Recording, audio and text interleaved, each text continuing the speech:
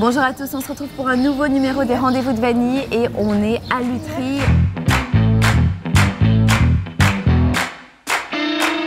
Nous sommes chez Antoine. Bonjour Antoine. Bienvenue, bonjour. Et quand je dis chez Antoine, c'est vraiment chez Antoine. C'est vraiment le mot pour, voilà, c'est le café qui s'appelle comme ça. Et tu nous présentes un petit peu le concept parce que ça vient d'ouvrir. Ça vient d'ouvrir il y a 3 semaines. On a ouvert vraiment un concept comme si on venait à la maison, avec une décoration vraiment comme un petit côté vacances où on se sent bien, vraiment où il n'y a pas de prise de tête. Voilà, avec le recul de plusieurs entreprises où j'ai fait, le but c'est vraiment d'accueillir les gens comme à la maison. Avec des bons produits du coin, essentiellement, et frais, voilà. Et oui, des plats, quelques plats faits, mais tous maison, donc du coup, il y a un petit choix, mais en gros que du frais, quoi. Voilà. Tout est frais, là. tout n'est pas fait maison. Si c'est pas fait maison, c'est artisanal. Oui. On travaille avec plusieurs petits producteurs. Il y a la boucherie de Maillefer avec qui on travaille pour la lasagne, pour la charcuterie et autres. Le pain des Frouzes, où on part vraiment sur du savoir-faire français, mais avec de la farine suisse. Il y a essentiellement du fait maison, que ce soit boisson, il y a des jus de fruits, thé froid, sirop, des limonades, des cocktails. Voilà, il y a vraiment de tout, avec des produits artisanaux comme de chocolat chaud Balzac le matin. Voilà, on essaye vraiment de toucher à n'importe quelle heure toute demande. C'est ouvert de quelle heure à quelle heure? De 8h à 22h et fermé le dimanche soir et le lundi. Et voilà. vraiment, c'est le parfait match, comme on dit, entre le charme du lieu, parce qu'il y a le charme du village. C'est exact. Ouais. Donc le lieu est absolument magnifique, la qualité de la nourriture. On essaye. Et le service. Voilà, on essaye, on a fait pas mal de maisons et on veut pas que ce soit quelque chose de guindé, on veut... Je répète, sur le côté local, bonne ambiance, où les gens se sentent vraiment bien. Voilà. Alors, c'est vraiment le but. Voilà, je pense qu'il y a un petit compte Instagram sur lequel on peut suivre. Il y a un petit compte, voilà, c'est Café chez Antoine. N'hésitez pas. En tout cas, on essaye de vraiment être actif, que ce soit en vidéo, que ce soit des photos qui sont là pour vous donner envie des plats, que ce soit de la semaine ou des plats qui sont à la carte avec grand plaisir. Avis à ceux qui vont faire un petit tour du côté de Lutry, Grand Rue 13, pour cette adresse chez Antoine, pleine de charme. Merci beaucoup Antoine. Merci à vous, c'est gentil en tout cas. Et nous on va retrouver du coup notre invitée, c'est Amélie Daniel. On se retrouve chez Antoine donc, mais à l'intérieur cette fois-ci, pour découvrir l'artiste Amélie Daniel. Bonjour Amélie. Bonjour Vanille. Merci d'être ici à Lutry pour nous parler de ton actualité et de ton très bel EP acoustique qui est sorti donc au mois de juin. C'est ça, hein, au mois de juin. Exactement. Il y a bientôt, c'était le 10 juin, donc voilà, quelques semaines. On va en parler dans un instant de cet EP, de ce mini-album. Avant, on va parler de ton univers musical, de tes débuts aussi avec la musique. Est-ce que tu peux nous raconter comment ton histoire avec la musique a commencé? Alors, je pense que c'était depuis toute petite, à l'âge de 5-6 ans.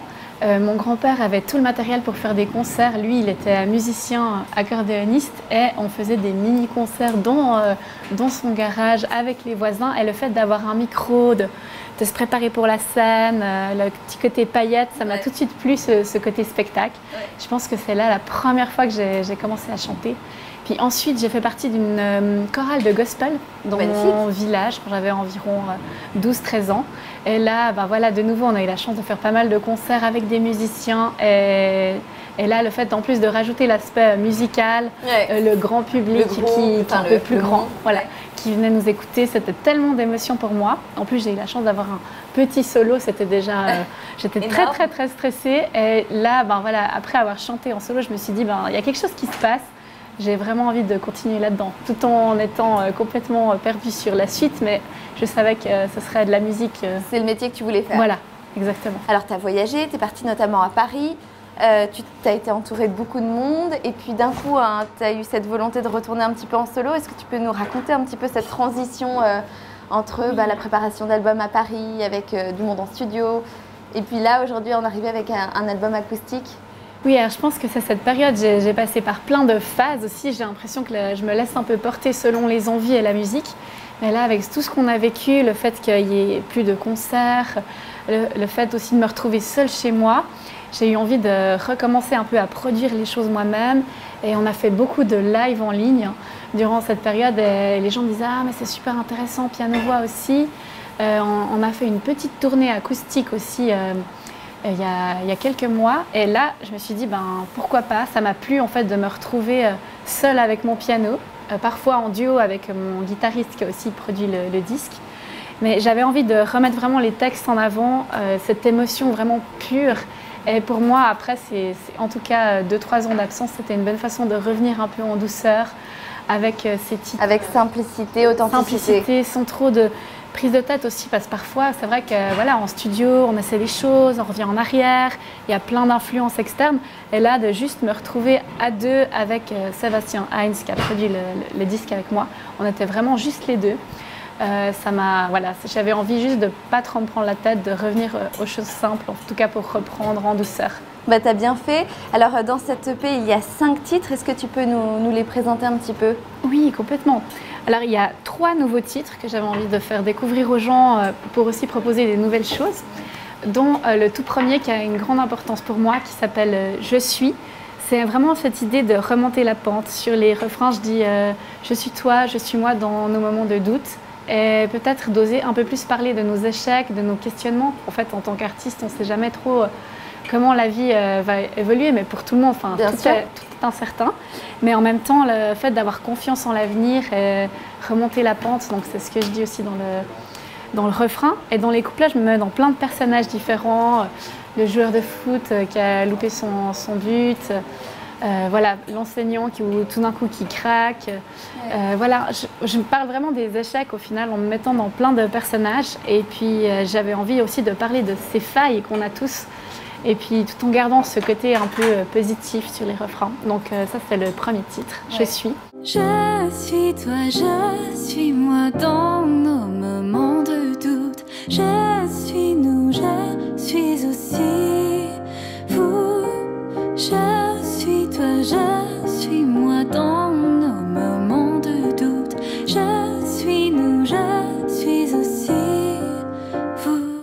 Ensuite, on a Live Now, qui est un titre qu'on a beaucoup fait en anglais, dans une version très très arrangée. Et là, on l'a fait en Americana avec une vieille guitare pendant les concerts. Et on s'est dit, il faut qu'on l'enregistre comme ça. Donc c'est une version un peu revisitée. Le résultat est magnifique. Merci, merci. Et puis un morceau, Si tu m'entends, c'est un titre qui a été écrit pour ma fille. On entend d'ailleurs. Exactement, qu'on entend au début. Je me dis, est-ce qu'on le fait? Sébastien, qui a enregistré l'album avec moi, m'a dit, est-ce que t'as pas un petit enregistrement d'elle quand même au début? Et si tu m'entends, je te veux maintenant. Et si tu m'entends, je te veux maintenant. Je devais quand même parler de ce sujet-là qui change une vie. Voilà, qui change complètement une vie. Et j'avais envie de aussi exprimer le fait de pourquoi avoir un enfant, est-ce que vraiment c'est le moment, toutes les questions qu'on se pose. Puis à un moment, quand il est là, on se dit, ok, c'est maintenant. Et puis on c'est une évidence après. C'est une évidence, c'est ça. Au début, on se dit, est-ce qu'on va... Enfin, je pense que tu sais exactement ce que c'est. Et voilà, je pense qu'au final, tout le monde peut se retrouver aussi dans un texte comme ça, ou dans la vie, des fois, tu sais pas trop. Et voilà, tu te lances et tu te dis, ok, je passe le pas. Et une fois que... Et c'est pour le mieux. Ouais, voilà, c'est pour le mieux. Donc il y a ce titre-là, il y a aussi Le plus discret de la bande, qui est un titre qui parle... Voilà, je pense qu'à la base, je suis quelqu'un d'assez introspectif. Mais avec le temps, le fait de devoir présenter ma musique, le fait d'être sur le devant de la scène, j'ai dû un petit peu sortir de... Bah oui, lutter contre ça, un peu. Lutter contre ça. Et voilà, ça parle de toutes ces personnes un peu plus discrètes sur lesquelles on peut compter. J'en ai beaucoup autour de moi qui m'ont aidée dans ma carrière. Donc c'est un peu un petit clin d'œil à toutes ces personnes, le plus discret de la bande. Et I Don't Know, qui est pour moi, qui sera certainement un futur single aussi par la suite, dans une version piano-voix. Donc cette fois de nouveau en anglais. Tu chantes en anglais mais aussi en français. Oui. Où est-ce que tu te sens le plus à l'aise en tant qu'artiste? Français quand même. Parce qu'au niveau de l'interprétation, au niveau de ce que je dis, comme c'est vraiment ma langue, je pense que j'écris beaucoup en français depuis toujours. J'ai plein de petits carnets sur moi. Et c'est vrai que c'est ma langue, voilà, au niveau de l'émotion. Après, pour le son, pour le groove, c'est vrai que l'anglais, ça reste parfois... Les chansons, c'est une évidence, elles seront en anglais. J'essaie de les traduire, je ne trouve pas la même... pour le Live Now, par exemple, un refrain Il y a certains sons qu'on utilise pour le I don't know, ou je veux dire le to go. Enfin, voilà, en français, on n'a pas la même groove. Donc, c'est un autre exercice. Un peu plus pop folk. J'avais envie quand même de me laisser cette liberté-là, selon les morceaux, de partir sur de l'anglais aussi. Parce que toi, à la base, tu es plus dans un style à écouter de la musique anglaise que de la musique française? Je pense vraiment les deux. Les deux? Ouais, j'écoute vraiment de tout. Mais bon, voilà, comme il y a encore plus de choix en anglais, c'est vrai que j'écoute beaucoup d'anglais aussi. Ouais. Peut-être pour le grain de la voix, un peu plus soul comme ça, pour certains sons.